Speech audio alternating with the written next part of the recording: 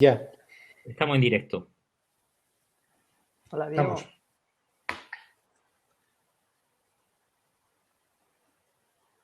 Venga. Diego, ya. Bueno, Diego. buenas tardes. Buenas tardes. Vamos a dar comienzo a la webinar de las sociedades CEDO y CEN, Sociedad para el Estudio de la Obesidad y Sociedad Española de Endocrinología y Nutrición. Una webinar conjunta donde vamos a abordar la problemática de la relación existente entre la infección por COVID-19 y la obesidad. Permíteme que me presente, que en este caso me ha tocado a mí coordinar y al mismo tiempo moderar esta reunión. Soy Diego Bellido, trabajo en el hospital, Complejo Hospitalario Universitario de Ferrol, en el Servicio de Endocrinología y Nutrición. Antes de nada, para poner un poco en situación de lo que vamos a hablar, está claro que los pacientes con obesidad o que presentan obesidad y también diabesidad empeoran cuando existe una infección por COVID-19. Esto se debe fundamentalmente a la mayor inactividad y a mayor compromiso en sus defensas. La obesidad en sí misma también reduce la capacidad de ventilación y además promueve un estado de inflamación crónica asociada a la inmunodepresión que condiciona una respuesta exagerada inflamatoria no solo del pulmón, sino también de otros órganos.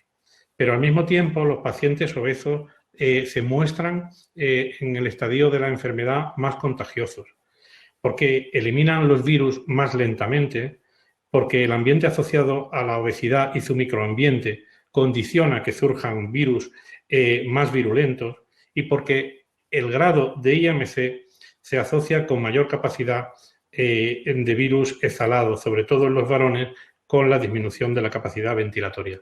Por tanto, a nivel práctico, tanto una actividad física adecuada como una dieta equilibrada van a condicionar la evolución favorable de esta enfermedad. En el abordaje de esta sección vamos a tratar la problemática de la relación que existe ya contrastada científicamente entre la obesidad y el COVID-21, pero también vamos a poner en la situación de cómo podemos transmitir un mensaje de estilo de vida saludable y condicionantes positivos que ayuden en el futuro a trabajar con mucho más exactitud y más consecuentemente este dato. Realmente como dije inicialmente, es una webinar conjunta entre CEDO y CEN y contamos para ello con tres especialistas, los tres especialistas de endocrinología y nutrición para presentar la webinar. Realmente va a ser un proceso abierto.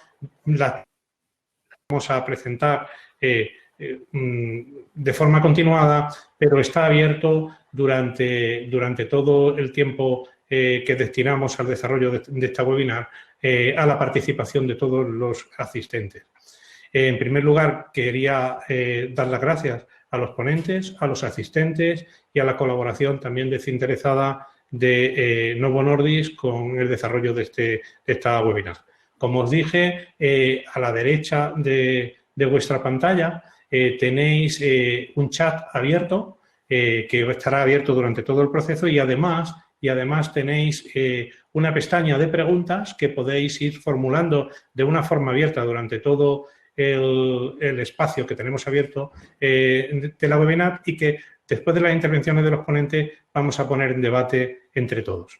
Permitirme que altere un poco el orden inicialmente previsto de desarrollo de las ponencias para hacer un poco coherente con los aspectos que vamos a tratar de las mismas.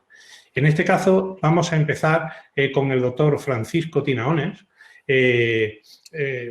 del Hospital Universitario Virgen de la Victoria de Málaga, que va a poner al día el papel del ejercicio y la ingesta durante el confinamiento y su relación con la ganancia de peso. A continuación, la doctora Susana Monereo, que va a hablar fundamentalmente, además de la obesidad y el confinamiento, de las medidas de prevención que desde la CEDO intentamos desarrollar a nivel social.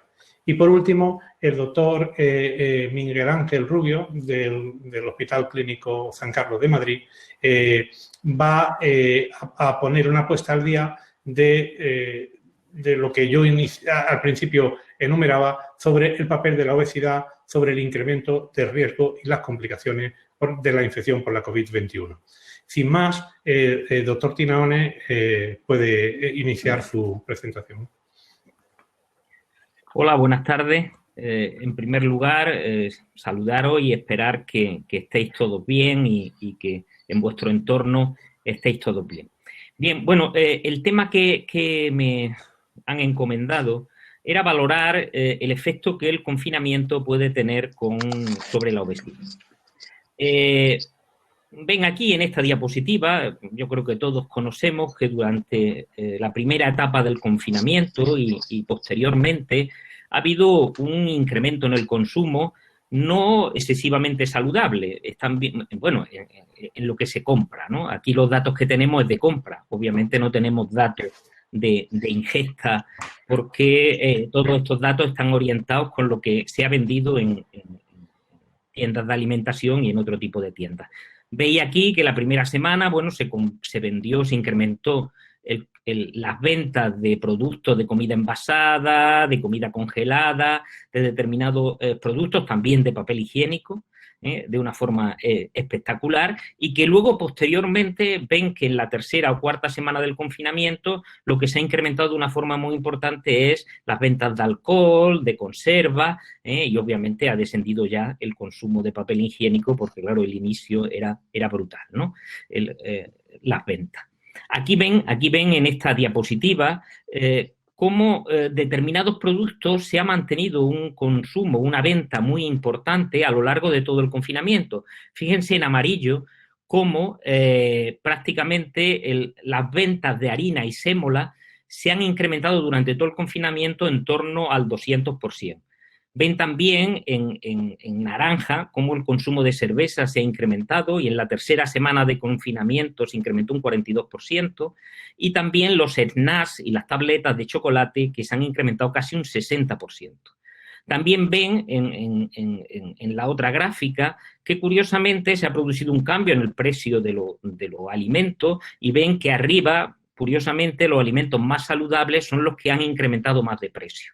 Mandarina, repollo, zanahoria, berenjena, naranja, ven que están arriba en la cúspide de los alimentos que han incrementado su peso durante este confinamiento.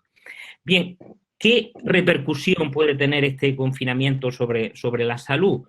Es verdad que tenemos pocos datos. Vivimos en una situación que no hay precedente, es decir, esta situación no hay precedente en la literatura. Por mucho que busquemos, no tenemos una situación igual que nos diga qué le ocurre a la población si se tira 40, 50 días en casa confinada. Hay algunos datos de otro tipo de confinamiento que les voy a mostrar exclusivamente para ilustrar un poco mi conferencia. Y ven aquí, por ejemplo, en la cárcel, pues también es un modo, obviamente, de confinamiento, y hay aquí un estudio de casi 11.000 prisioneros en los Estados Unidos, y ven cómo hubo un incremento de peso de medio kilo, pero ven que no es muy exagerado el incremento de peso en una población carcelaria.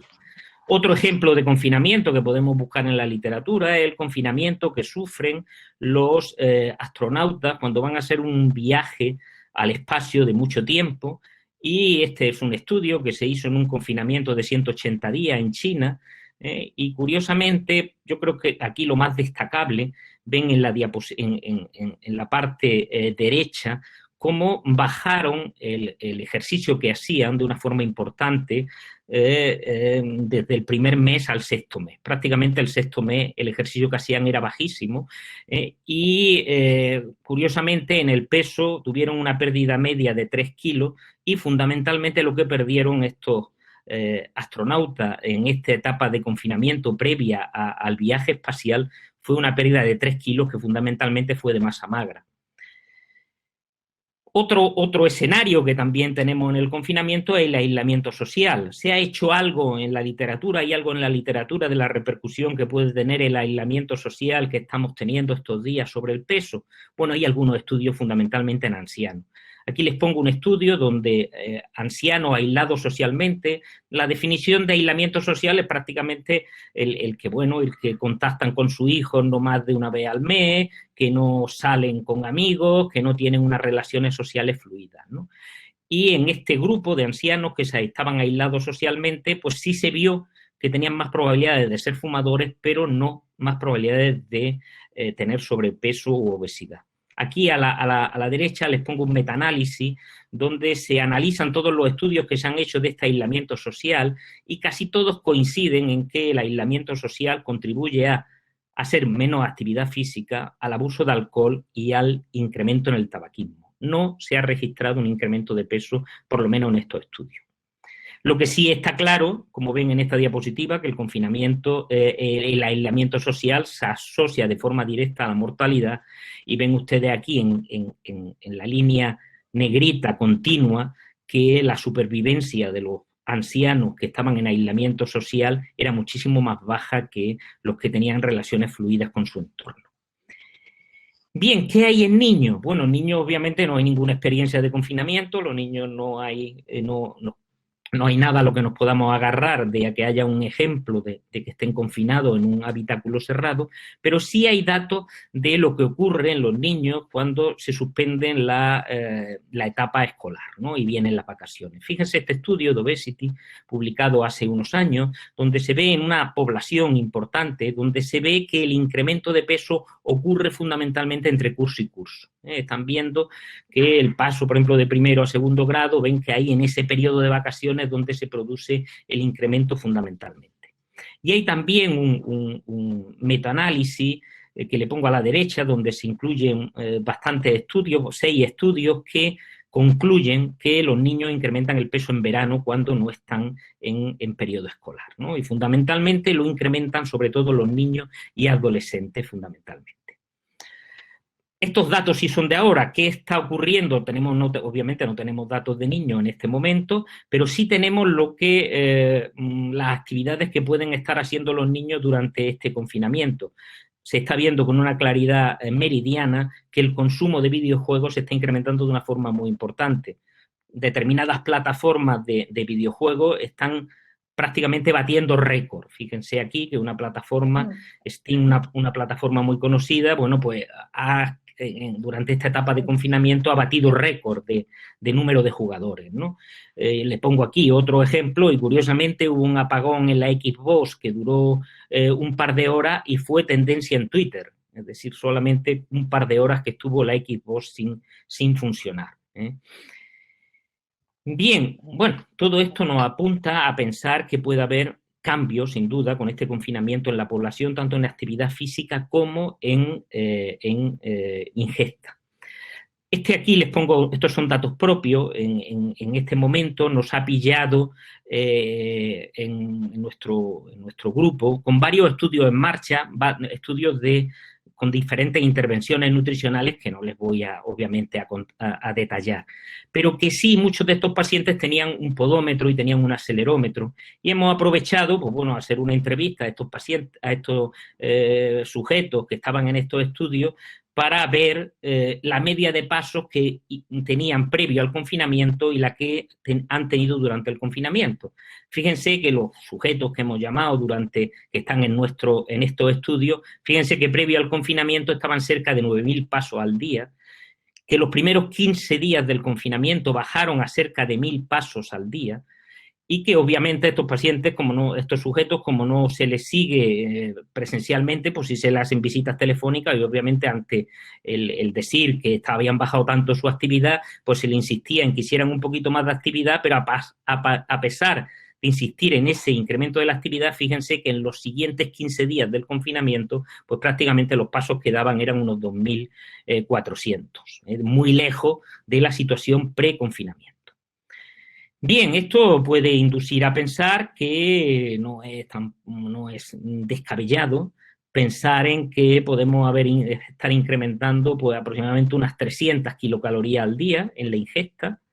Obviamente no me puedo creer que toda la harina que se ha comprado se ha gastado, seguramente estará en el almacén, porque si no esta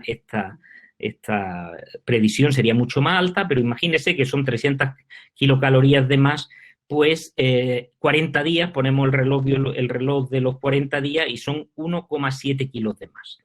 Si aplicamos lo que le ha pasado a nuestros sujetos que estaban en estudio de intervención nutricional, pues han pasado de hacer 8.900 pasos al día, que el gasto es un gasto en calorías de 330 kilocalorías por esos pasos, a dar una media de 2.400 pasos, que el gasto en calorías es 89 kilocalorías. Obviamente, ya os les digo que este ejemplo incluso se le insistió a los sujetos que estaban en confinamiento de forma activa a que fueran más activos. Bueno, pues hay una diferencia de 241 kilocalorías, le ponemos el reloj de los 40 días y son 1,3 kilos de más. Es decir, podemos estimar, ojalá nos equivoquemos, podemos estimar que este confinamiento durante 40 días va a suponer un incremento en la población en torno a 3 kilos. Esto es una estimación. Mi siguiente compañera, que es Susana, pues tiene algunos datos que lo ha refrescado esta mañana y que datos que son de la Sociedad Española de Obesidad, que bueno, a ver, Susana, si coinciden o no con esta estimación que he hecho yo aquí a bote pronto. Nada, muchas gracias y luego estamos sujetos a todas las preguntas que queráis en el espacio de preguntas. Bueno, muchas gracias, Paco. Yo creo que enlazando con la charla del doctor Tinaones, va a continuar ahora la doctora Susana Monereo. La doctora Susana Monereo es jefe de servicio de endocrinología y nutrición del Hospital Gregorio Marañón y ella va a centrar los datos en la obesidad y el confinamiento por COVID-19, ya con datos específicos y con las medidas de prevención propuestas, en este caso, por la CEDO. Realmente son datos propios, recién sacados del horno y, Susana, te dejo Bueno, la pues exposición. buenas tardes. Me encanta ver que somos 685 ahora mismo personas y he visto muchos amigos, muchos conocidos, gente que está en Honduras, en México. Buenas tardes a todos. Yo, como han dicho, voy a contarles una encuesta que hemos realizado desde la SEDO durante esta semana, de los días del 19 al 23 de abril, que se transmitió a través de Facebook, Twitter y ha habido 900 respuestas, es decir, muchas respuestas. Por lo tanto, aunque tenga todos los sesgos de ser una encuesta abierta, de que no hemos podido controlar mucho, sí que es cierto que 900 respuestas pues ya nos empiezan a dar algún dato. Hemos preguntado estas 9 preguntas: la edad, el sexo, el lugar de confinamiento. Hemos preguntado si antes consideraba que tenía exceso de peso, si ha ganado peso y si ha ganado, cuánto peso ha ganado y cuál consideraba la causa que lo había producido, o el ejercicio o la dieta o ambos, y si había tomado alguna medida para evitarlo y si se había pesado. Bueno, y las respuestas son estas. De todas las respuestas, en este momento han respondido mayoritariamente mujeres. El 71% de las personas que han respondido han sido mujeres, el 28% varones. Cuando les hemos preguntado en qué lugar del confinamiento estaban, les había pillado, pues bueno, estos han preguntado, la mayoría estaban en la zona centro, en la zona norte y algunos en la zona sur y el resto repartidos por España. Si tenían peso previamente, curiosamente, el 48% de la población sí reconoce que tenía exceso de peso, el 50% no. Y cuando les hemos preguntado si han ganado peso, pues el 45%, 46% de la población ha dicho que sí, que había ganado peso, y de esos que habían ganado peso, mayoritariamente los que habían ganado peso habían sido mujeres. ¿Cuánto peso habían ganado? Fijaros que la mayoría contestaban que habían ganado entre 1 y 3 kilos, que esto está un poco en consonancia con lo que acaba de contar el doctor Tinaones, es decir, que tus cálculos, Paco, parece que han sido correctos, es decir, las personas mayoritariamente han ganado peso, entre 1 y 3, pero sí que hay un porcentaje de la población no desdeñable, que es alrededor de un 15, un 16%, que ha ganado entre 3 y 5 kilos, y una pequeñísima parte, gracias a Dios, que ha ganado más de 5 kilos. Estamos hablando de una ganancia de peso de entre un 2 y un 5% del peso, es decir, que no es desdeñable. Y cuando la ganancia de peso la vemos por sexos, pues vemos que las mujeres son las que han ganado entre 1 y 3, los varones han ganado más de 3 kilos. Es decir, que el grupo que ha ganado más peso proporcionalmente son los varones.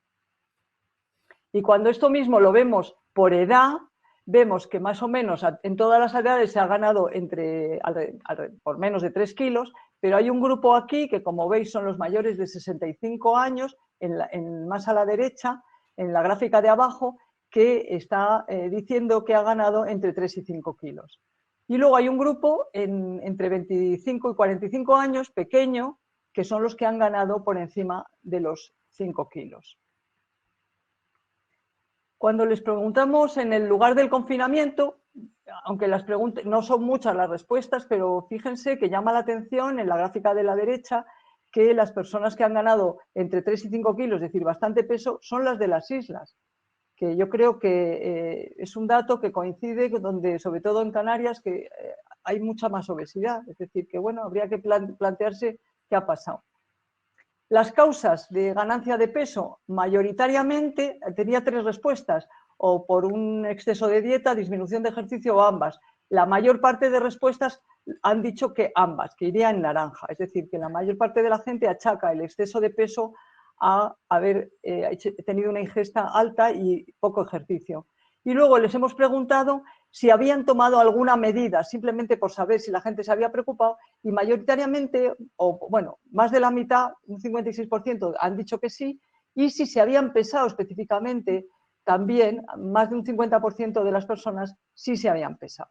Entonces, como resumen de la encuesta, los datos, para que los tengáis, y que son datos que los estáis oyendo por primera vez hoy, y que son los primeros datos que hay sobre la ganancia de peso durante el confinamiento, por lo menos en España, pues vemos que había un 49% de población que previa al confinamiento ya reconocía exceso de peso, por lo tanto, si estas personas aumentan de peso, la situación es más grave. El 45,8%, es decir, un 46% de la población española ha ganado peso durante este confinamiento y afecta más a mujeres. Y aunque la mayoría ha ganado entre 1 y 3 kilos, el 16% ha ganado 5 kilos de peso y este hecho afecta más a varones. El 66% lo achaca a la suma de una disminución de la actividad física y a cambios en la dieta. Y yo creo que una buena noticia que, aunque no haya tenido unos resultados especiales, sí que es verdad que la gente, un 60%, ha tomado medidas para por lo menos intentar controlar el peso. Yo creo que esto, y desde la SEDO queremos alertar lo importante que es el concepto prevención y que ¿qué queremos desde un punto de vista general? Pues que la población general no aumente de peso, que la obesidad no crezca y que las personas que la padecen bajen de peso y lo mantengan. Sería un poco un concepto general. Y cuando hablamos de obesidad, sabéis que la obesidad no hablamos de prevención primaria, secundaria y terciaria como en general, sino prevención universal, cuando esta prevención la tenemos que dirigir a la población general, que como es en el caso del confinamiento, es muy importante que la población le llegue a todo el mundo, ¿no? Sean obesos o no, y para eso los 3 consejos generales que hay que mantener son la limitación en la ingesta, sobre todo de los alimentos de alta densidad energética, azúcares y grasas, el fomentar el consumo de alimentos saludables, frutas y verduras, y el insistir en que tienen que mantener una actividad física periódica de al menos 60 minutos diarios para los jóvenes y los niños y 150 minutos semanales en los adultos. Esto serían las recomendaciones para prevención universal que recomienda la Organización de la Salud y que recomendamos nosotros como SEDO. Hay luego una prevención especial que hay que hacer en la gente que es de riesgo para obesidad, como serían en los adolescentes, en las personas de clases sociales más bajas o con menor nivel sociocultural, en las embarazadas, en pacientes con otras enfermedades o que tomen algún fármaco. Y en estos, el concepto prevención, además de lo anterior, hay que tener claro que hay que hacer un diagnóstico y tratamiento precoz, porque si no estas personas que ya tienen probablemente un pequeño sobrepeso van a seguir avanzando en la escala de la obesidad y vamos a aumentar el gasto y las comorbilidades. Y por último, tenemos el grupo de pacientes que ya están con obesidad y que aunque suene a tratarles, no, estoy hablando de prevención. La prevención en los pacientes con obesidad es evitar que sigan escalando en la obesidad. Y en este grupo de pacientes prevenimos el exceso del aumento de la obesidad con fármacos. Y para eso, desde la SEDO reclamamos que los fármacos para obesidad estén financiados.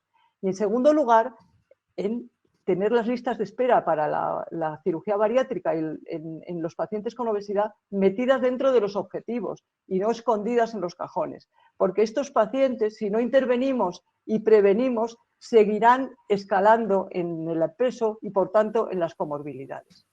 ¿Y qué hemos hecho desde la SEDO? Bueno, pues hemos intentado llegar a la población general con consejos que han tenido mucha repercusión en los medios de comunicación y para ello hemos elaborado una especie de decálogo de recomendaciones generales dirigidas a la población general y con idea de ayudarles a entender cuáles son las medidas generales que necesitan para no aumentar de peso. Que sería pues planificar los menús, que el desorden en la dieta es muy importante, el que compren lo que necesitan, el no buscar excusas para comer bien y hacer ejercicio, bueno, las normas de dieta saludable, el hacer ejercicio, utilizar métodos de cocinado sencillos. El hambre con el aburrimiento, hemos insistido mucho ahí porque sabemos que hay mucha tendencia a SEO. También hemos hecho unas recomendaciones para niñas y jóvenes y familias en las cuales, además de las recomendaciones de dieta saludable y ejercicio, a través del grupo de obesidad infantil de la SEDO, hemos intentado también dar recomendaciones relacionadas con la familia, es decir, que entendemos que el peso es parte de la actividad familiar y que el planificar las actividades, el cuidar el entorno, el cuidar su aspecto personal, el controlar el tiempo dedicados a las pantallas y a los videojuegos, como hemos visto que se ha disparado. Es decir, todo esto entra a formar parte de lo que es la prevención de la obesidad.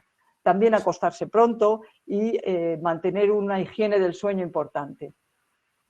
Y para terminar, yo quería decirles que estamos hablando de la pandemia COVID y que estamos todos muy asustados, muy preocupados, pero cuando el COVID ha llegado, la obesidad ya llevaba mucho tiempo y ya teníamos la pandemia de la obesidad encima. Y teníamos además otra pandemia que es la de la inactividad física.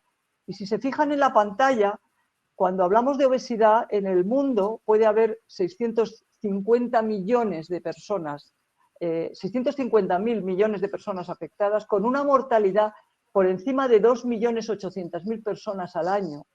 Cuando hablamos de inactividad física, estamos hablando del 31% de la población mundial, que no me he atrevido a calcularlo, por encima de 15 años, con más de 3 millones de muertes al año. Y a cifras de esta mañana, en la página de la Johns Hopkins, he visto que había 2.700.000 afectados de COVID, con 190.000 muertes en total. Es decir, que en efecto tenemos una pandemia, es una pandemia con enfermedad grave, tenemos una situación muy complicada, pero tenemos que saber que el resto de pandemias que teníamos ahí, que no les hemos hecho caso. Y entonces, ¿qué proponemos nosotros para que la población se empiece a concienciar? Pues en primer lugar, que la obesidad hay que reconocerla como enfermedad. No puede ser que siga siendo la gran olvidada en los informes médicos, la gran olvidada de las personas incluso que la padecen. Y para ello necesitamos una concienciación tan brutal como la que ha ocurrido ahora con el COVID. Es decir, la población general, los sanitarios, a nivel social, los políticos y la industria de la alimentación, del ejercicio, etcétera, todos se tienen que concienciar para entender que esto es una pandemia que, unida a las otras dos, va a generar muchísimo deterioro de la salud.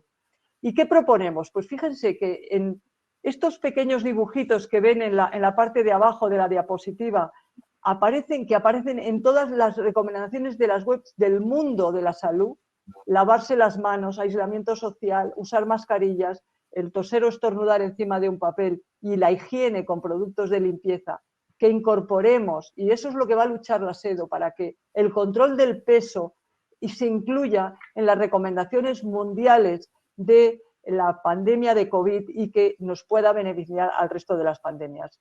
Solamente quería decirles eso, saludar a todos y muchas gracias por haber estado aquí.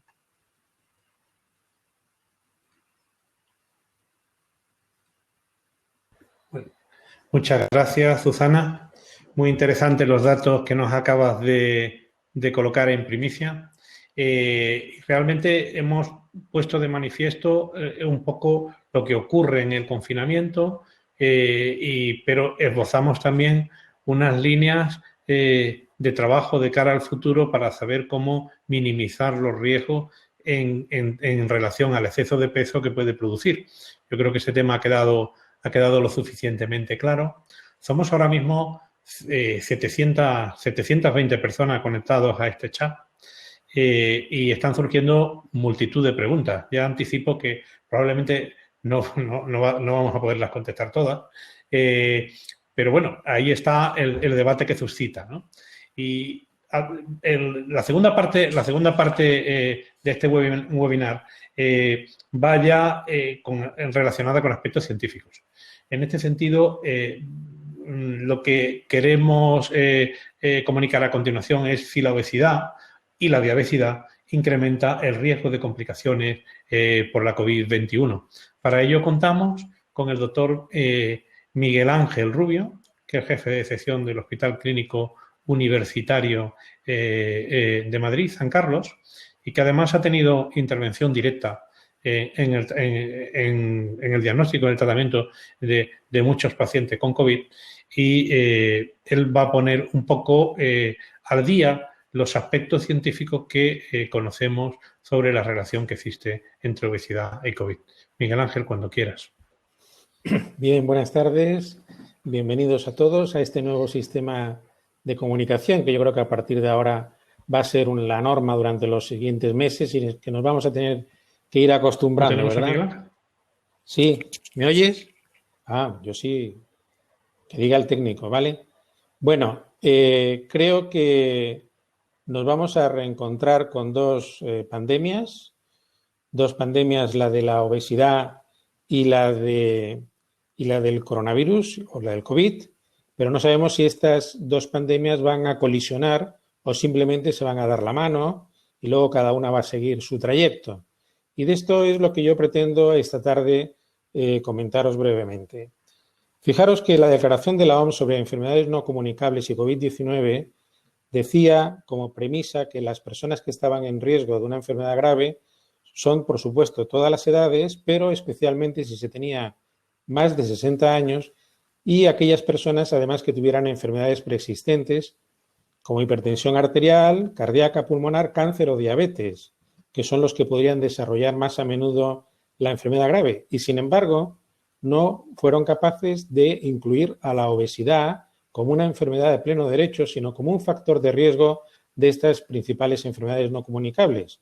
De hecho, la información que se recoge en los registros epidemiológicos, pues no todos incluyen peso, talla, IMC, ni tampoco se ha hecho de manera estandarizada. Así que no podemos disponer a nivel mundial datos suficientes para contrastar y comparar entre poblaciones sobre el impacto que tiene esta infección con el exceso de peso. ¿Realmente la obesidad aumenta el riesgo de complicaciones para la infección por COVID? Pues desde luego epidemias previas de virus, de influenza, la asiática, la de Hong Kong, la pandemia de virus A, pues parece que obesidad y diabetes, las dos se asociaron a peor pronóstico de la enfermedad. Experiencias recientes en China, Italia y en el resto del mundo también parecen que los obesos más graves, que es decir, posiblemente aquellos con índice de masa corporal por encima de 35 o 40, tienen más complicaciones respiratorias. También sabemos que la obesidad per se pues se asocia a complicaciones que agravan la enfermedad respiratoria y la mortalidad, quiere decir que hipertensos, diabéticos, síndrome de hipoventilación, enfermedad cardiovascular están asociadas a obesidad y por lo tanto pues no sabemos si es la obesidad en sí misma o las complicaciones las que hacen que aparezcan siempre en todos los pacientes que están ingresados en UCI más o menos al menos una comorbilidad. Más del 80% de los pacientes tienen más de una comorbilidad y por lo tanto es difícil asumirlo a una sola en concreto. Y es cierto que los obesos mórbidos tienen menor capacidad respiratoria, más dificultades de intubación y de extubación para canalizar las vías, las úlceras de decúbito, cambiarles a la posición de prono, que es muy habitual en las UCIs, o utilizar pruebas complementarias como una resonancia. Es curioso que la prensa se ha hecho enseguida eco de que el coronavirus podía estar asociado con la obesidad y que la obesidad realmente aumentase el riesgo de agravamiento, especialmente cuando surgió un artículo, no hace mucho, en el que se decía que era más grave en los pacientes más jóvenes, en los de menos de 60 años. Y la verdad es que a veces el periodismo pues es fácil basarse en titulares que de alguna manera pues no traducen realmente toda la verdad. Y es que este artículo, que es de una sola página publicado en Clinical Infectious Disease y en el que realmente fue el que motivó este titular, en el que se observa que efectivamente aquellos sujetos que habían ingresado en la UCI tenían un incremento notable del riesgo de agravamiento de la enfermedad cuando su índice de masa corporal estaba por encima de 30 y en particular por encima de 35. Pero claro, cuando vas a leer la letra pequeña te das cuenta que son datos crudos que no han ajustado por sexo, por raza, ni por comorbilidades. Por lo tanto, que es todo en relación a la obesidad, bajo mi punto de vista, fue un poco de temeridad. Pero fijaros que aún así los periódicos, las noticias, se han hecho eco precisamente de este ejemplo. En Estados Unidos, porque esto está hecho en Nueva York, recordar que el 40% de los americanos tienen obesidad y un 10% tienen obesidad mórbida. Por lo tanto, muchas veces no sabemos si lógicamente está reflejando un incremento de obesos en la UBI o si por el contrario está reflejando lo que sucede en la misma población. Aquí podemos ver en esta recopilación de datos del COVID-19 en Estados Unidos de varios miles de pacientes cómo la prevalencia de obesidad de los pacientes ingresados aproximadamente es del 49-50%, pero fíjense que sabiendo que el COVID afecta sobre todo en morbimortalidad a mayores de 65 años, sin embargo son los cuyo porcentaje de obesidad es menor, del 41% respecto a los más jóvenes, que es del 59%. Estas cifras que parecen muy elevadas, hay que pensar que en Estados Unidos un 30% de los que ingresan son negros o hispanos, que son los que más obesidad tienen. Por lo tanto, podría ser quizás un sesgo en la consideración del impacto de la obesidad sobre la infección grave. Yéndonos retrospectivamente a los inicios, a China, tenéis que recordar que en China la consideración de obesidad puntúa desde más abajo. Ellos consideran obesidad a partir de un índice de masa corporal de 28 y que tan solo eran el 10,7%, pues comparando personas de normopeso con sobrepeso y obesidad no había ninguna diferencia en comorbilidades, pero sin embargo cuando se ajustaron para las enfermedades asociadas el riesgo de desarrollar neumonía grave en aquellos con un índice de masa corporal por encima de 28, tenía unos ratios de casi 6 veces más de riesgo de desarrollar neumonía grave entre los obesos. Este estudio sí que me parece ya un poquito más serio, más interesante, que está desarrollado en Francia, en la Universidad de Lille, en el cual lo que hacen es analizar los sujetos que realmente necesitan ventilación invasiva ingresados en la UCI, y lo que hacen es compararlos con otro momento de sujetos en los cuales, por ejemplo, no era una infección por COVID-2, sino que tenían distrés respiratorios de otra naturaleza. Y como podemos ver aquí, el incremento de obesidad es mucho más notable ahora con COVID que sin COVID, 25 versus 47%.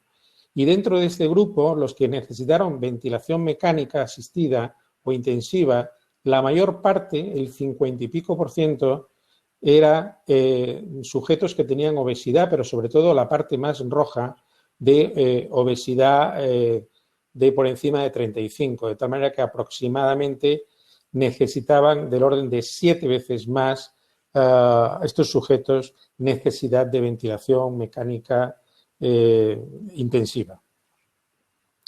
Y desde luego, para ver datos epidemiológicos, yo os recomiendo que visitéis esta página del Reino Unido, que es de ICNARC, que es sobre, lo tengo que leer bien porque no lo veo, sobre cuidados intensivos, en el cual, como veis, hay 5.578 pacientes a fecha 17 de abril, de los cuales se analizan en la progresión 2.936, sí.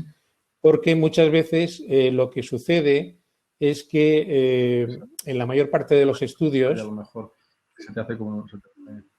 La mayor parte de los estudios analizan los sujetos, pero no cuando terminan de darse de alta o cuando fallecen. Y por lo tanto tenemos datos intermedios. En este caso, solo se incluyen los que realmente han finalizado bien dándose de alta o bien por mortalidad. Aquí podemos ver que sujetos con obesidad entre 30 y 40 y más de 40 es aproximadamente el 30%, pero sumándolos en total un 73% en comparación con otro grupo equiparable en edad, sexo y edad, en el cual sin neumonía COVID era de un 60%. ¿Qué es lo que sucede si analizamos en estos datos del Reino Unido? En las barras que es de color morado son los porcentajes de los que están diagnosticados de COVID, y en las barras verdes son los porcentajes de la prevalencia de obesidad en la población del Reino Unido. Podemos ver que las dos curvas de alguna manera se superponen. Por lo tanto, podríamos decir que lo que estamos observando en los pacientes que están ingresados o que incluso están dentro de la UCI es muy similar a lo que sucede en la población general. Y es que las prevalencias son muy altas. Quizás aquí abajo, en la obesidad mórbida, sí que es cierto que puede haber, en el caso de los pacientes con COVID, una elevación de este tipo de sujetos. Incluso en cuanto a mortalidad, la mortalidad es muy elevada en los pacientes ingresados en la UBI, en torno, como ven ahí en amarillo, en torno a un 50%, algo mayor para los sujetos con obesidad mórbida. ¿Qué pasa en España? Podemos ver que en España la infección por COVID incrementa con la edad. Sin embargo, no hay datos recogidos a nivel nacional de peso y talla, pero sí sabemos que aproximadamente en España, en edades de 65 años, tenemos aproximadamente un 35% de obesidad, y sería esperable que de alguna manera viésemos algún reflejo de esto en nuestros pacientes. Y fijaros que este es un mapa de los datos recogidos hoy, en el que vemos que las poblaciones que están con menos color, que son las que menos infección por COVID tiene, suele corresponder de forma inversa con aquellas que tienen mayor prevalencia de obesidad. Es decir, Galicia y Asturias, Andalucía y Canarias, que tienen mayor prevalencia de obesidad, son de las que tienen menor infección. De alguna manera parece como un contrapunto o una paradoja al menos de que esto sea así. Si esto es un tema del clima, de la temperatura, de que esté bañados por la costa, es algo para ver. Eso sería el esquema de los picos de mortalidad que han habido en algunas de las regiones con menos prevalencia de obesidad y como en aquellas con más prevalencia de obesidad lo esperable es justo lo que ha sucedido, que no hay mayor mortalidad por esto. Por último, quería hacer un repaso de los aspectos mecanísticos de por qué el virus de alguna manera puede afectar a que los obesos tengan mayor índice de gravedad. Sabemos que el virus entra dentro del sistema respiratorio a través de la conexión con el receptor del enzima convertidor de angiotensina 2. Este receptor está altamente expresado en pulmón, miocardio, endotelio, tracto digestivo, pero también en tejido adiposo. De alguna manera yo había querido introducir aquí, para dejarlo, que sabemos que la vitamina D también modula la expresión del componente del sistema renina-angiotensina, incluyendo la ECA y la ECA2, y que la deficiencia de vitamina D se ha asociado también con un empeoramiento de infecciones respiratorias y de fibrosis pulmonar, y por lo tanto sabemos que la deficiencia de vitamina D también es muy prevalente en sujetos obesos, y sabemos que de alguna manera este es uno de los aspectos fisiopatológicos que están dando la vuelta en algunos papers para ver si encuentran alguna relación entre estos dos aspectos y si se puede tratar. ¿Por qué los obesos presentan peor respuesta clínica a la infección por COVID? Ya lo comentó el doctor Bellido al inicio. En principio, los sujetos obesos tienen menor capacidad pulmonar y, por lo tanto, menor contractilidad del diafragma. El tejido adiposo a veces puede servir como un reservorio de virus y mayor dificultad de eliminación. Siempre existe en el sujeto con un exceso de grasa una situación de estado proinflamatorio que provoca una desregulación inflamatoria y una inmunidad alterada. Eso hace que la respuesta sea mucho, mucho peor. Y desde luego sí que hay un aspecto que convendría probablemente diferenciar, que sabemos que no todos los obesos son iguales.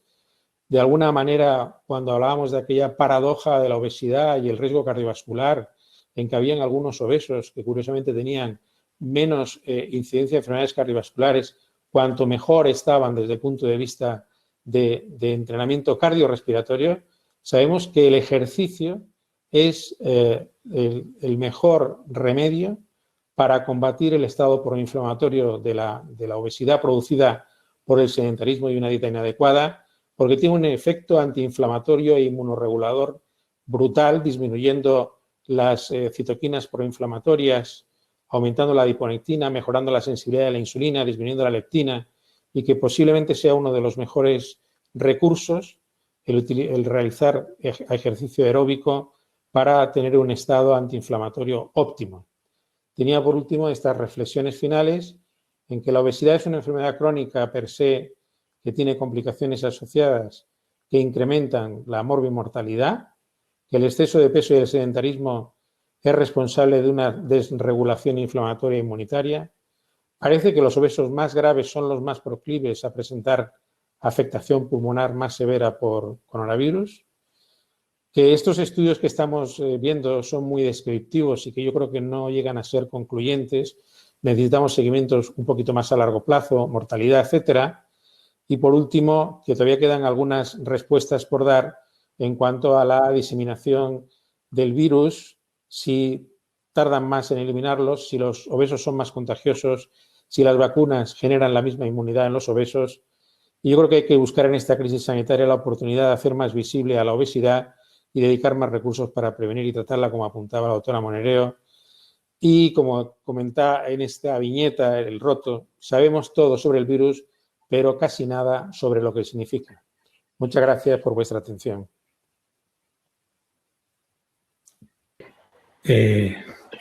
Muchísimas gracias a los tres. Yo creo que hemos hecho en poco tiempo un abordaje integral sobre la problemática hoy día que existe entre obesidad y la infección por COVID-21, pero al mismo tiempo lo que puede generar el exceso de peso con el confinamiento al que estamos sometidos y que de alguna forma está claro por el interés que existe tanto a nivel social como a nivel de profesionales que la gente se está empezando a tomar conciencia de este problema y queremos abordarlo en serio.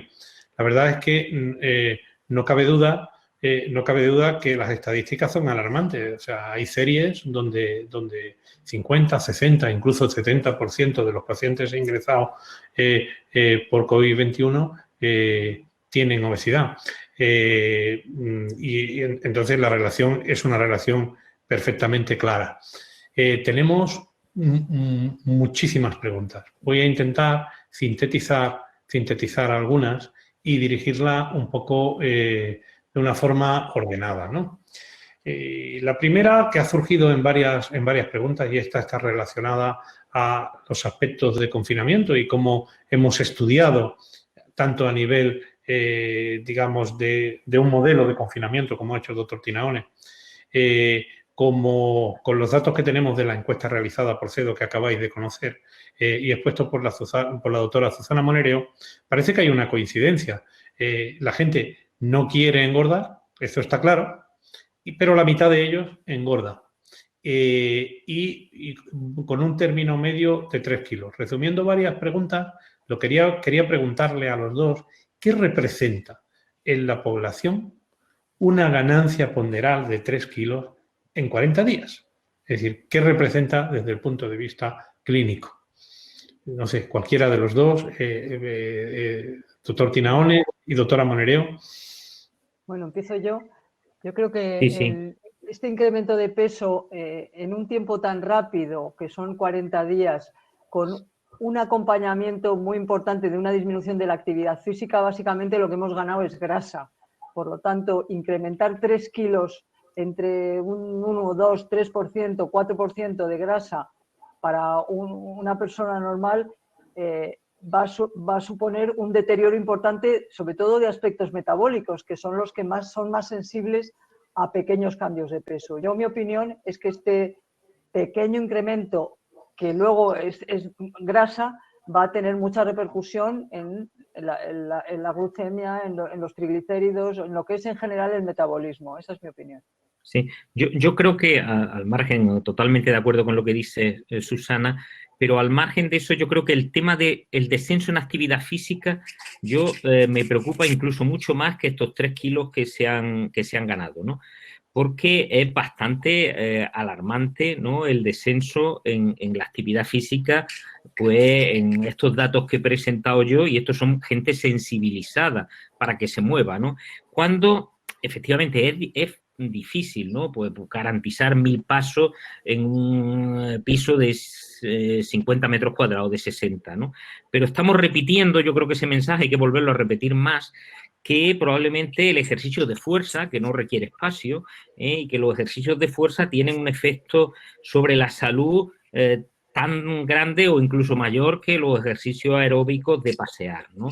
Entonces yo creo que tenemos que todavía insistir mucho más en todos los foros en los que estemos, que en esta situación probablemente los ejercicios de fuerza de diferentes series, y es fácil hacerlo, no hace falta tener pesa. Con una botella de 1,5 litros, pues se puede uno tener una pesa para movilizar los grupos musculares, ¿no? Al margen de movilizar grupos musculares de miembros inferiores, ¿no? Yo creo que debemos de resaltar que si no se puede caminar o no se puede caminar con esa intensidad que se haría fuera de casa, que los ejercicios de fuerza tienen un efecto tan saludable o incluso más, ¿no? Bien. En relación a datos de la encuesta, la verdad es que ha sido una encuesta corta. Pretendíamos tener una foto, pero una imagen global de lo que ocurre. No pretendíamos otra cosa y veo que hay cantidad de preguntas respecto a aspectos concretos que les gustaría saber sobre confinamiento. La gente pregunta si existe, por una parte, relación, lo digo porque no son preguntas que podamos responder, pero sí relación entre las horas de sueño y el cambio de peso, relación entre el grado de estrés y el grado de peso. Hay varias preguntas que han hecho sobre la insularidad, tanto en Baleares como en Canarias, de si podía dar datos específicos de esas regiones.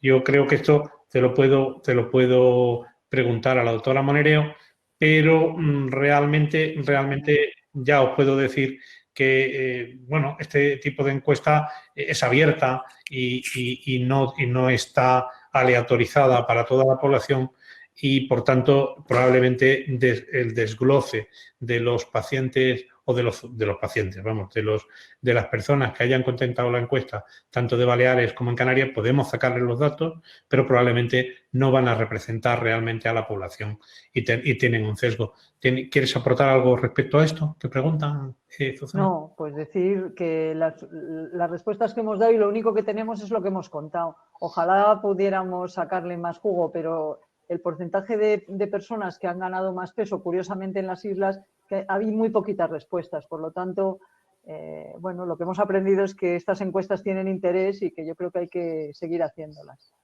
Bien, también preguntan, y esto quizás lo podemos dirigir al doctor Zinaones, preguntan que se está hablando mucho sobre modelos dietéticos como el ayuno intermitente. Concretamente hay 5 preguntas sobre esto. Si hubiera sido recomendable, o hasta qué punto cree recomendable el ayuno intermitente, o normas sobre el horario de la alimentación específico durante situaciones como esta de confinamiento. ¿Algún dato científico al respecto? Sí. Hay pocos datos. A nosotros nos ha pillado justamente el confinamiento con un estudio donde valorábamos ayuno intermitente versus la ingesta clásica y bueno, es la impresión de los datos que estamos teniendo durante este seguimiento, es que es bien tolerado en esta situación. Es decir, ninguno de los pacientes que estaban en ayuno intermitente, por ejemplo, no cenando, hacíamos ayuno intermitente alternando un grupo que no cenaba y un grupo que no desayunaba, ¿no? La compliance durante el confinamiento, prácticamente todos los pacientes han seguido con ese régimen dietético. Lo que luego valoraremos cuál de los grupos es el que ha tenido resultados más importantes, ¿no? Pero yo creo que si algo estamos todos insistiendo es que durante el confinamiento lo que hay es que ser muy riguroso en los horarios de comida, ¿no? Y evitar los snacks y evitar el picoteo, ¿no? Porque es muy tentador, ¿no? Estando en casa, pues comer entre horas, ¿no? Y el estrés, ¿no? Que ha habido también una pregunta relacionada con el estrés. Ya hay algunos datos de sujetos que tenían, por ejemplo, trastorno por atracón, se ha visto agravado durante el confinamiento, ¿no? Está claro que el confinamiento, el estrés, lleva a comer entre horas, ¿no? Y yo lo único que puedo contar del ayuno intermitente es que el grupo que teníamos en ayuno intermitente, como le estamos haciendo un seguimiento casi continuo con llamadas telefónicas, ha tenido una buena adherencia. Bien. Realmente muchísimas más preguntas sobre esta encuesta. A algunos les gustaría reproducirla a nivel local, a otros les gustaría tener datos más precisos y sobre todo un poco, por dejar este tema un poco solventado, les gustaría contrastar los datos que han surgido de esta encuesta con lo que ocurra en la realidad, es decir, poder realmente convertirla en no una encuesta abierta durante el confinamiento, sino después del confinamiento tener datos reales para saber si lo que nosotros, digamos, creemos, porque a lo mejor pueden ser iguales, pueden ser mayores, puede estar en ese entorno o puede dar incluso resultados peores, ¿no? En relación al ejercicio, muchos de los asistentes piensan como el doctor Zinaones, que el ejercicio físico es la medida esencial y plantean también muchos asistentes que si los organismos oficiales, el comité de expertos, digamos, se ha relacionado tanto con la sociedad CEN o con la sociedad CEDO para asesorarles un poco en llevar, en fomentar medidas adecuadas de la realización de ejercicio físico regular y dieta equilibrada y para que se puedan introducir estas medidas que son medidas preventivas también de salud pública a nivel de población. En este caso yo creo que también el doctor Rubio, porque la CEN también ha realizado recomendaciones nutricionales, podría aportar algún dato y si no también vosotros dos. Miguel Ángel. Miguel Ángel. Sí. ¿Quieres que responda yo? Qué bien. Pues, a ver, la SEN ha hecho algunas recomendaciones nutricionales que son complementarias a la que ha realizado la SEO, pero que yo creo que van, desde luego, más o menos en la misma dirección. Yo no puedo escuchar a Miguel Ángel, lo siento. No. Diego, ¿se escucha? Bueno, Sí, pero yo no lo escucho. Sí. Que, como comentaba Susana, yo creo que lo que convendría hacer ahora es, desde luego, de alguna manera, reivindicar, ¿no?, que la obesidad vuelva a tener, tenga, por favor, un lugar céntrico a nivel de las autoridades sanitarias, de alguna manera, para que pensemos que no solamente tiene que venir un virus para ponerlo de manifiesto, sino que ya la obesidad per se constituye un problema de salud pública de primera magnitud. Diego. Sí. Diego. Perdón, es que por un problema técnico no puedo escuchar a Miguel Ángel, pero bueno, está claro que efectivamente nosotros ya lo hemos hecho, sin contar con la petición expresa de las autoridades sanitarias, ya hemos, a través de redes sociales, a través de medios de comunicación, incluso esta semana seguimos trabajando muy activamente en fomentar medidas proactivas, tanto de fomentar ejercicio físico como de una alimentación adecuada para minimizar estos riesgos, ¿no? Yo, siguiendo un poco con el entorno de las preguntas, está dirigida también al doctor Rubio, si hay datos entre la relación de infección grave con soporte ventilatorio por COVID con el grado de IMC. También hay muchos datos de peso e infección por COVID y de gravedad por la infección por COVID, pero quizás en España no tenemos la necesidad o la obligatoriedad de tener peso de todos los pacientes por COVID. Por lo menos yo creo que a día de hoy nos faltan datos de saber cuál es la situación en relación con el peso y el IMC con COVID en nuestro país. Si podías contestarla, Miguel Ángel. Bien, sí, rápidamente porque ya estamos dentro de la hora. A ver, en la hoja de recogida de datos no figura peso y talla. Yo creo que esto es un reflejo de la realidad de lo que sucede en los hospitales, que todo el mundo toma la tensión y la temperatura 3 veces al día, pero ni una sola vez o casi nunca se pesan los pacientes, salvo que se especifique en algunas condiciones. Por lo tanto, es algo que tenemos pendiente de hacer.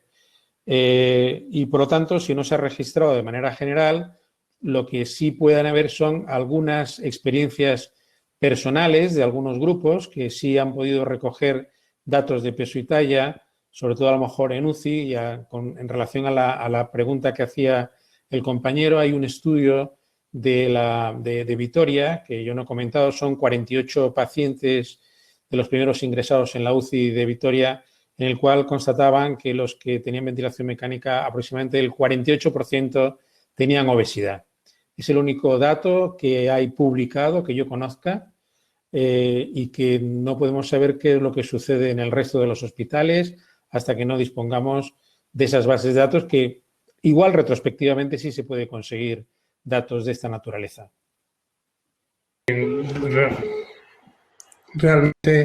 Realmente yo creo que es enormemente interesante conocer datos de este tipo, ¿no? Porque realmente si no sabemos el porcentaje de obesos que tenemos y con la gravedad no vamos a a poder dar el dato real, ¿no? Hay datos del estudio socioeconómico en relación con la evolución del peso o del tamaño de la casa donde viven. ¿Alguien puede contestar esta pregunta? No. En nuestra encuesta no se ha hecho, eso no se ha tenido en cuenta. Yo creo que estamos aprendiendo y mira, me gusta que estén opinando porque la próxima encuesta que vayamos a hacer yo creo que podríamos tener todas estas preguntas en la cabeza, ¿no? Para hacerlas. Pero es bastante presumible, ¿no? que se asocie, si ya en condiciones de no confinamiento el nivel socioeconómico se asocia de una forma muy directa al grado de obesidad, probablemente aquí todavía sea más manifiesto, ¿no? Por ese condicionante que habla, ¿no? de espacio en el Madrid, hábitat. por ejemplo, los datos que hay sobre densidad de infectados, claramente en los barrios donde hay mucha densidad de población y en pisos muy pequeños hay mucha más infección que en los barrios donde hay población. O sea que yo creo que será un dato que sí que es interesante ver. Otra pregunta también para el doctor Rubio es ¿cómo afectaría la inflamación crónica de bajo grado que tienen todas las personas con obesidad y síndrome metabólico en el proceso inflamatorio, o sea, en la liberación de citoquinas en el paciente con COVID-19? Bueno, realmente, aunque hay un proceso inflamatorio de bajo grado, sin embargo, la respuesta que hay inmunitaria es deficitaria y eso hace que, por decirlo de alguna manera, la lucha contra el virus sea ineficiente y, lógicamente, la expansión del virus va a producir una liberación de citoquinas masivas, que es lo que hace que aparezca esa famosa tormenta de citoquinas. Es decir, parece como una contradicción, pero en realidad es una consecuencia de que ese efecto inflamatorio está implicando de alguna manera que la respuesta de linfocitos B y linfocitos T helper sea defectuosa y, por lo tanto, la descarga de citoquinas que se relacionan del virus con algunos linfocitos T17, por ejemplo, pues es muy exagerada en el caso de la obesidad. Bien, otra pregunta también para el doctor Rubio es la relación entre el cortisol generado por el estrés como condicionante para la subida de peso. Esto no tiene que ver con el coronavirus, ¿no? Digo yo. No. Pero, ¿te refieres de forma general? Yo no sabría qué decir. Sabemos que existe esa relación, pero creo que se escapa al propósito de la charla, ¿no? En relación al coronavirus. Quiere decir que sí que existe una relación entre el estrés, el cortisol, el apetito, etcétera, y el aumento de peso, igual que el sueño, pero yo creo que no tiene que ver con la charla que estamos dando, ¿no? No sé si Paco quiere... Diego, está silenciado. Perdón. ¿Sí? Sí. No. Ahora. Perdona. Es que lo que creo que querían decir es si el estrés induce el cortisol tiene relación con un aumento de peso más que con un incremento de la ingesta. Más con un incremento de la ingesta. Realmente yo creo que es un tema que trasciende un poco del aspecto que hemos tratado aquí, ¿no?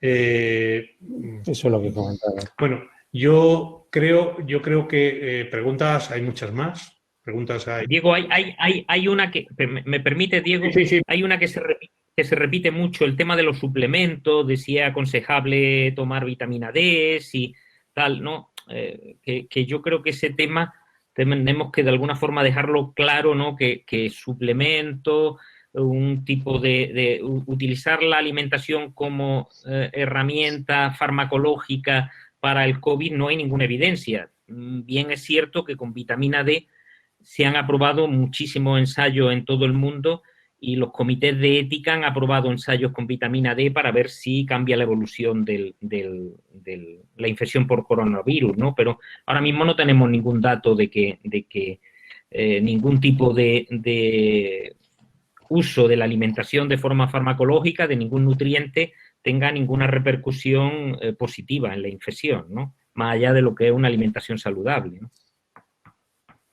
Bien, sí, yo lo que quería, por favor, por último una pregunta, porque hay algunas en el entorno de la obesidad, bueno, pero la obesidad grado 3 y grado 4, en lo que se refiere a pacientes con IMC por encima de 40, fundamentalmente, donde el confinamiento probablemente puede ser más dañino, porque el factor de actividad física es un factor muy limitante, mucho más en relación también con la edad, pero en relación con el peso, fundamentalmente en la obesidad que podemos llamar en grado 3-4, obesidad mórbida. ¿Podéis dar algún consejo específico para estos pacientes durante el confinamiento? Pregunta para cualquiera de los tres. Susana. Hombre, para los pacientes con obesidad mórbida, evidentemente son los que con más interés deberían controlar la alimentación y el ejercicio. Tener en cuenta que estos pacientes, cuando mueven una masa, como pesan mucho, pues aunque sea poco ejercicio, el ejercicio es efectivo, es decir, que pequeño esfuerzo es rentable. Yo les aconsejaría que hicieran pequeños esfuerzos varias veces al día, es decir, no cansarse en exceso, y luego tienen que cuidar la alimentación. Es que es inevitable, es que si no van a ganar mucho peso. Yo creo que eso, vamos, desde mi punto de vista es fundamental. Bien, y consejos, yo creo que sí, que el ejercicio, es que Diego no me escucha, no me deja hablar.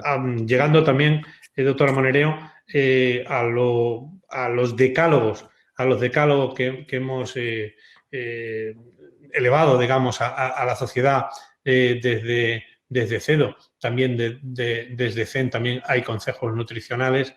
¿Qué mensaje daría en el niño? En el niño predispuestos, sobre todo niños y adolescentes predispuestos a obesidad infantil, que tenemos casi 1/3 de población en España. ¿Yo?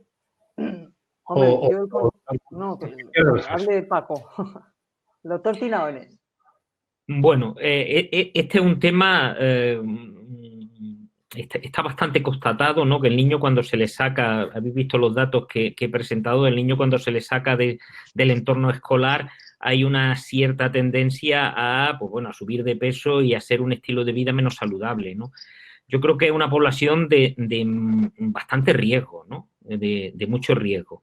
Y sobre todo en la mayoría de los estudios que tenemos sabemos que los niños con sobrepeso o con obesidad tienen más riesgo de coger peso pues en ese periodo estival y en los periodos donde se les saca fuera de la rutina del colegio, ¿no? Yo creo que es una población muy sensible, también una población muy sensible si hemos estado hablando de estrés, de situaciones de estar fuera del entorno, pues que le generan problemas psicológicos. Probablemente en el niño es uno de los sitios, de los sectores más sensibles. De hecho, todos los psicólogos están planteando y están poniendo encima de la mesa que probablemente era la población en la que había que empezar a desconfinar, ¿no? A sacar fuera de casa, ¿no? Yo creo que es un sector muy sensible, ¿no? Muy sensible, que habrá ahora, después de que vuelva todo un poco a la normalidad, a valorar, ¿no? La repercusión que ha tenido en los niños esta situación, ¿no? Bien, y yo creo que con esto casi daríamos un poco por finalizadas las preguntas, pero es un tema que también es reincidente en algunas preguntas. La mayoría de los países de nuestro entorno no han limitado el ejercicio físico individual. En España, durante el confinamiento, cada uno se ha tenido que apañar como puede para realizar ejercicio físico. En vista de la importancia que tiene realmente como condicionante de salud y sobre todo para minimizar el exceso de peso, no sé, es un mensaje, realmente trasciende de la parte científica, cada uno puede tener su opinión, pero no sería necesario o recomendable, más necesario que recomendable, permitir de una forma controlada ejercicio físico individual durante y ahora con la salida de la cuarentena? También es una pregunta un poco para cada uno manifestemos de opinión. La he preguntado aquí porque hay varias preguntas en el chat que inciden sobre este tema. A ver, yo opino que el ejercicio físico es fundamental y estoy viendo que la doctora Julia Álvarez habla sobre la obesidad sarcopénica. Creo que va a ser un drama, es decir, que si encima de más obesos con más pérdida de masa muscular, pues realmente el concepto de obesidad sarcopénico, que sabemos que es un obeso de mucho más riesgo, pues va a ser terrible. Hemos vivido una situación tan cataclísmica que no me atrevo a opinar si deberían habernos dejado hacer ejercicio fuera o dentro, no lo sé. Creo que todo el mundo que ha querido ha hecho ejercicio porque en casa yo personalmente con unos vídeos todos los días se puede hacer, como dice Paco, en 1 metro cuadrado con unas botellas de agua. Es decir, hay que tener voluntad y ganas y entender que el ejercicio físico es fundamental para no perder la masa muscular, no solo no engordar, sino mantener la masa muscular, que va a ser parte de lo que te va a mantener con vida después. Yo creo que eso ha sido, y quizá esa recomendación es la que ha faltado por parte de estas sanitarias. Los políticos se les ha olvidado y nosotros lo hemos dicho, pero sin la suficiente contundencia. Creo que el ejercicio, lo ha dicho también el doctor Tinaones, es fundamental y hay que hacerlo. Y de aquí tenemos que salir todos con esa conciencia clara de que la actividad física, perder la masa muscular es un drama. Muy bien. Muy bien. ¿Quieres puntualizar algo, doctor Rubio? Sí, yo quería recalcar lo que he comentado, que es el mejor efecto antiinflamatorio y que desde luego frente al fatness es mejor tener el fitness cardiorrespiratorio, que eso seguro que nos va a proteger. Recordar simplemente una cosa, bailar, eso es un ejercicio aeróbico tan sencillo que también se puede hacer dentro de un ladrillo. O sea, no hace falta mucho espacio, ¿verdad? Nada más. Y por una última pregunta. En relación con la salida del confinamiento, ¿qué medidas aconsejáis para tratar ese exceso de peso ganado o incluso la obesidad? Doctor Tinaones.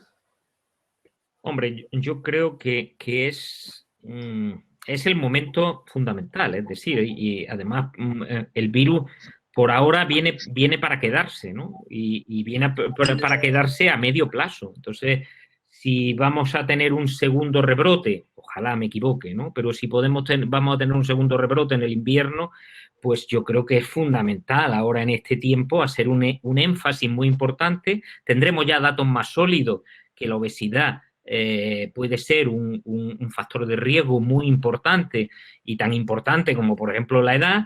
Y si tenemos esos datos tan sólidos, insistir después del confinamiento, que es una medida fundamental, incrementar la actividad física e intentar tener un retorno a los kilos ganados, si se han tenido, incluso por debajo de esos kilos ganados, ¿no? Para tener más garantías, si hubiera un segundo rebrote, de tener una población más sana. ¿Y qué papel tiene en este caso el tratamiento farmacológico, aparte de la dieta y el ejercicio? ¿Cuándo está indicado, doctora Monereo? Bueno, el tratamiento farmacológico sabemos que está indicado cuando hay obesidad, es decir, un IMC por encima de 30 o menos peso, pero más comorbilidades. Yo creo que ahí, evidentemente, el tratamiento farmacológico es una herramienta fundamental. Es fundamental para perder peso, pero también es fundamental para evitar que los obesos sigan ganando peso. Por lo tanto, yo creo que tal como hemos dicho, y desde la SEDO lo llevamos diciendo hasta la saciedad, que los fármacos estén financiados y que podamos disponer de los que hay, y como son los del grupo del GLP-1, que realmente son unos fármacos, sabemos que son eficaces y útiles, pues creo que tenemos que seguir peleando, y desde la SEDO, ¿no? El doctor Tinaones lo tenemos claro, ¿no? Que hay que tirar de este carro y conseguir la financiación. No puedo evitar otra pregunta porque es un tema, hay tantas cosas que discutir que se quedan muchas en el tintero, pero los programas de cirugía bariátrica se han quedado parados prácticamente en la mayoría de los hospitales y va a tardar tiempo en que se rehabiliten, en que vuelvan otra vez, porque hay mucha cirugía oncológica que demanda y mucha cirugía atrasada que probablemente va a postergar un poco los programas de cirugía bariátrica. Como en los 3 centros tienen programas muy establecidos de cirugía bariátrica, ¿qué alternativa veis o cómo enfocar, digamos, el manejo de pacientes que están en lista de cirugía bariátrica en esta temporada post-confinamiento?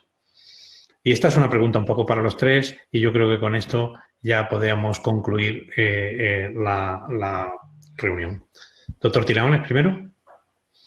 Bueno, yo le voy a dejar a Miguel Ángel que se explaye. Este es un tema que él tiene un especial interés, pero yo creo que la cirugía de la obesidad obviamente es una solución para muchísimos pacientes con obesidad mórbida, es su única solución, ¿no? Pero ahora probablemente tenemos que ser muy garantistas con estos pacientes que se van a intervenir, ¿no? Tenemos que asegurar, efectivamente se ha tomado una medida que probablemente es una medida muy acertada, ¿no? Que todos los pacientes que se metan en cirugía se le haga previamente una PCR para confirmar que no están contaminados, ¿no? Porque es fundamental tener esa garantía que un paciente que se va a someter a una cirugía bariátrica no tiene la infección, ¿no?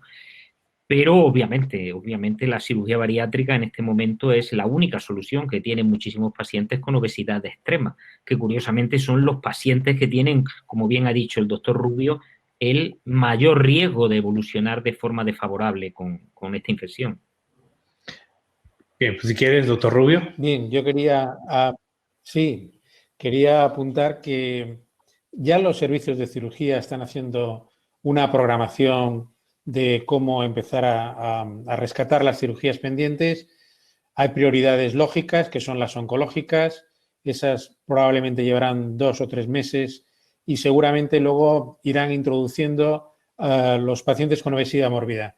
Y aquí van a requerir de nuestra consulta para establecer unos criterios de priorización. Y yo creo que las sociedades podemos colaborar en este sentido, estableciendo criterios de priorización de qué pacientes con obesidad mórbida serían como los más vulnerables en caso de que haya una nueva oleada de coronavirus para ser operados. Entonces yo creo que las personas con la edad, sin llegar a una edad extrema, pero de mayor edad y con comorbilidades, especialmente respiratorias, cardiológicas, etcétera, serían los que deberían de operarse en primer lugar.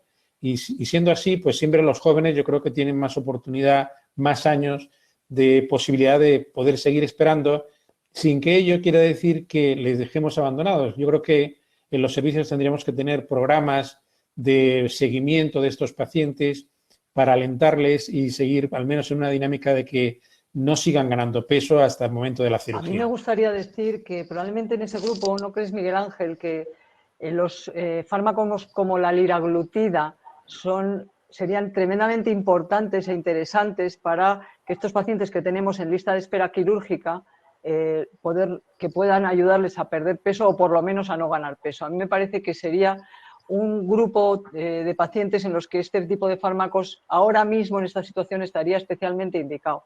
Además, sabiendo que hay esos datos de casi beneficio, ¿no? A nivel experimental que hemos leído todos sobre el beneficio de los agonistas de GLP-1 y el COVID. O sea que... Sí, yo creo que todos tenemos experiencias del empleo de estos agonistas de GLP-1, en concreto el liraglutide de 3 miligramos en pacientes precirugía con muy buenos resultados.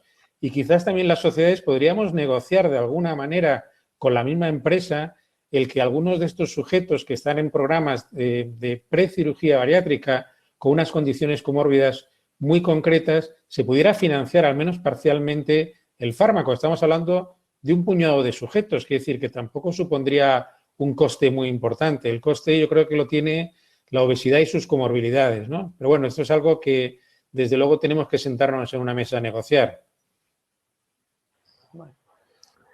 Muy bien, Diego.